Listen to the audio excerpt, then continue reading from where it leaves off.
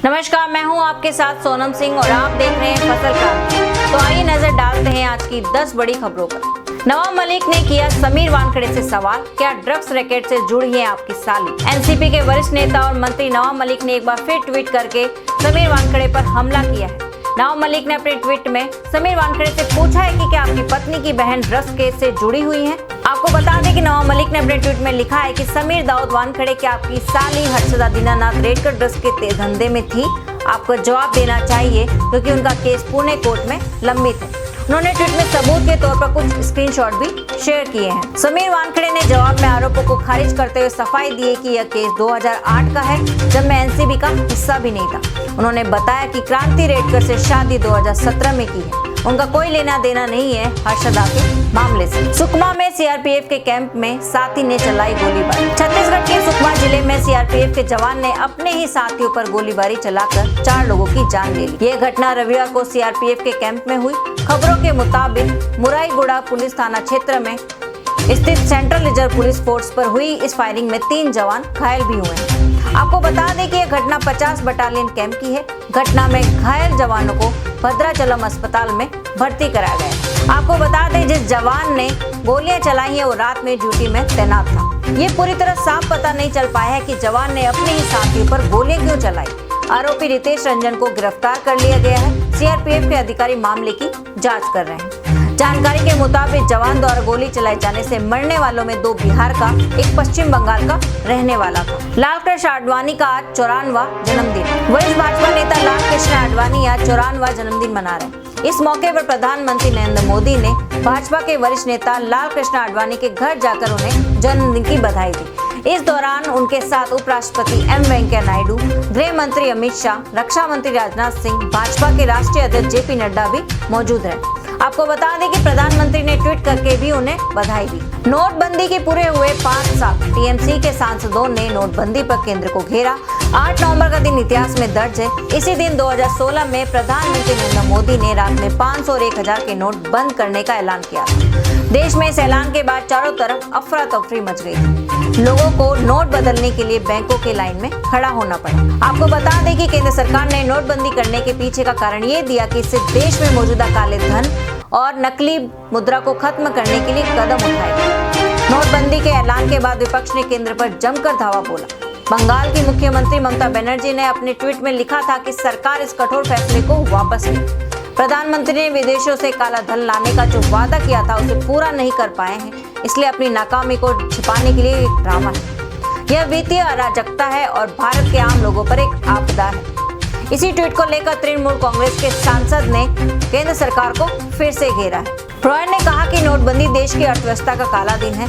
8 नवंबर 2016 की रात नोटबंदी की घोषणा के कुछ घंटों बाद सिर्फ ममता बनर्जी पकड़ पाई थी, इससे क्या नुकसान होगा। नहाय खाए से शुरू हो गया है छठ पूजा का पर्व। दिल्ली से सामने आई चौंकाने वाली तस्वीर। आज से छठ का महापर्व शुरू हो गया है। छठ पूजा मुख्य तौर पर बिहार का पर्व है। इससे उत्तरी पूर्व झारखंड में ज्यादा मनाया जाता है। वहीं दूसरी तरफ दिल्ली में चौंकाने वाली तस्वीरें सामने आ रही हैं। तस्वीरों में यमुना नदी में जहरीले झाग में श्रद्धालु स्नान करते हुए नजर आ रहे हैं। इसी पर सियासत भी तेज हो गई है।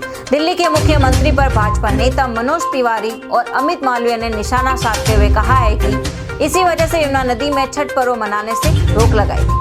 अरविंद केजरीवाल जी, दिल्ली को आपने क्या बना दिया। आपको बता दें कि दिल्ली में यमुना नदी में कोरोना के चलते डिजास्टर मैनेजमेंट अथॉरिटी ने छठ पर्व मनाने पर रोक लगाई। मुख्यमंत्री केजरीवाल का गोवा में ऐलान, अगर सरकार बनी तो हर महीने 3000 रुपए बेरोजगारी भत्ता देंगे। आम आदमी पार्टी की नजर अब गोवा में विधानसभा चुनाव पर है। आम आदमी पार्टी चुनाव लड़ने की तैयारी जोरों शोरों से कर रही है। आपके राष्ट्रपति संयोजक अरविंद केजरीवाल ने सभा को संबोधित करते हुए कहा कि दिल्ली में जो करके दिखाया है, अब गोवा के अंदर भी हर गाँव के अंदर एक ही स्कूल खुलवाएंगे।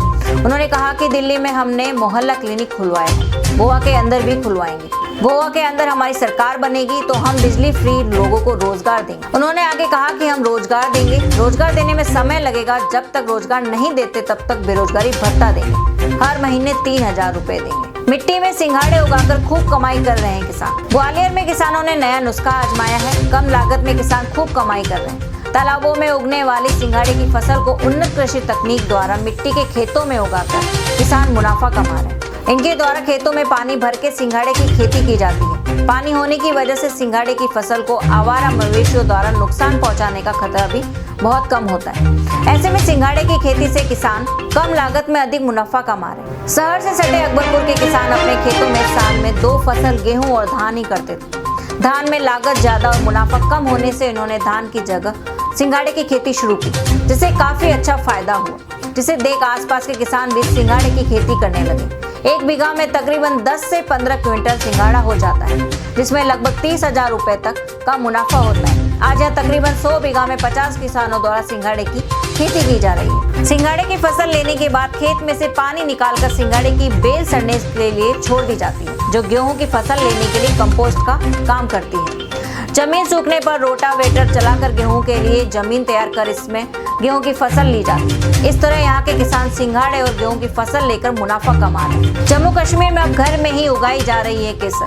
जम्मू कश्मीर में अब इंडोर खेती, कई जगह इंडोर खेती के माध्यम से घर में केसर उगाया जा रहा है।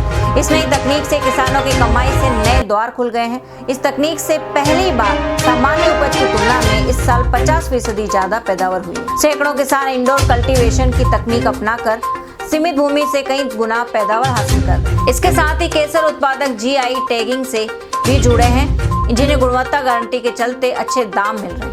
प्रोसेसिंग की नई तकनीक से कश्मीर के केसर की गुणवत्ता दुनिया भर में नंबर 1 पहुंचाने के अलावा अब कश्मीर की स्कॉच यूनिवर्सिटी कश्मीर के विशेषज्ञों का मानना है कि गुणवत्ता के साथ साथ अब क्वांटिटी पर भी इस तकनीक से लाभ होगा। इस तकनीक को अपनाने वाले किसानों को अच्छे नतीजों की उम्मीद है। आपको बता दें कि इस तकनीक को अपनाने से पहला फायदा यह है कि अगर किसी के पास कम जमीन है तो इस तकनीक को अपना सकता है।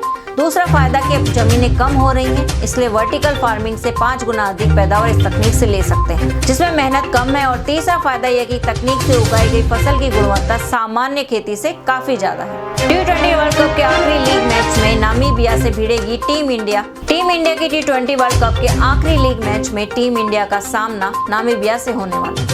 रविवार को अफगानिस्तान की हार के साथ ही भारतीय टीम की सेमीफाइनल में पहुंचने की उम्मीदें खत्म हो चुकी हैं। लिहाजा इस मैच के परिणाम का टूर्नामेंट पर कोई असर नहीं होगा और इसके साथ ही भारत का टूर्नामेंट भी समाप्त हो जाएगा।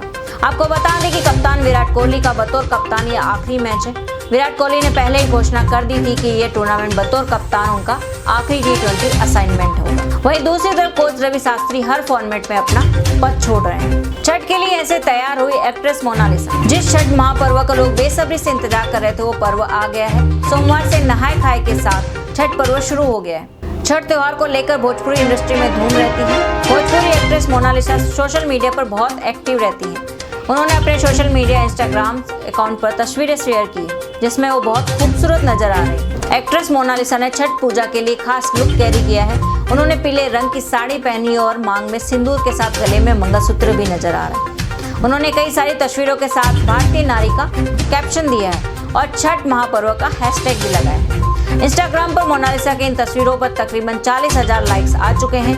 कई यूजर्स ने हार्ट और फायर वाले इमोजीज भी बनाए हैं। बता दें कि मोनालिसा सिर्फ भोजपुरी इंडस्ट्री की फिल्मों में ही नहीं बल्कि छोटे पर्दे पर आने वाले रियलिटी शो बिग बॉस 10 में भी नजर आ चुकी है। आज के लिए बस इतना ही। आगे हम ऐसे आपको और भी अपडेट्स देते रहेंगे। तब तक के लिए बने रहें हमारे साथ और देखते रहिए फसल क्रांति। आप हमारी वेबसाइट www.fasalkranti.in पर कृषि से संबंधित जानकारी प्राप्त कर सकते हैं। धन्यवाद।